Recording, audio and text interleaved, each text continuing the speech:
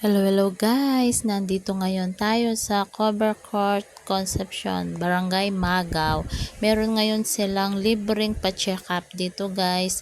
Pwede rin kayong mag-share ng dugo, ganon. Kung pasado kayo sa check up nila, magdo-donate kayo ng dugo.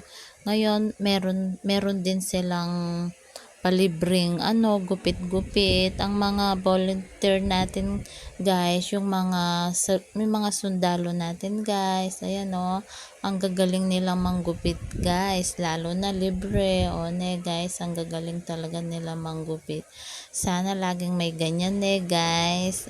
Medical mission sila dito ngayon guys, kaya super saya ng Barangay Magaw kasi may palibreng gupit at marami pang iba tulad ng check-up, ganon, tsaka pabunot ng ngipin, libre din guys. Yung mga bulok-bulok natin ngipin, dapat tinatanggal na yun guys para hindi mahawa yung mga bago natin ngipin, ganon. Kaya dapat yung mga nabubulok natin ngipin, pinabunot na natin guys.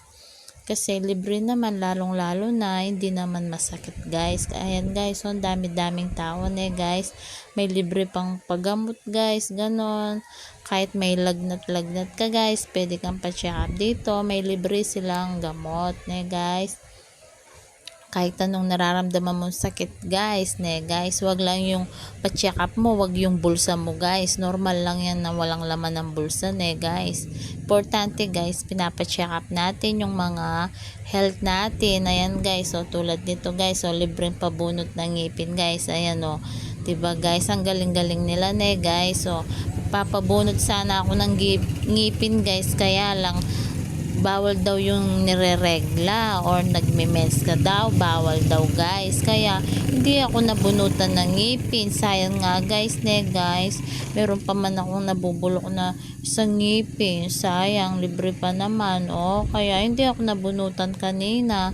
Kaya ginawa ko, nag-video na lang ako guys. Ayan mga volunteer natin, mga saludo natin sundalo, thank you po sa inyong lahat, mga volunteer po natin, thank you po sa inyong lahat, lalo na sa ating punong kapitan. Thank you po, Kaprole Puno, sa pagganito pong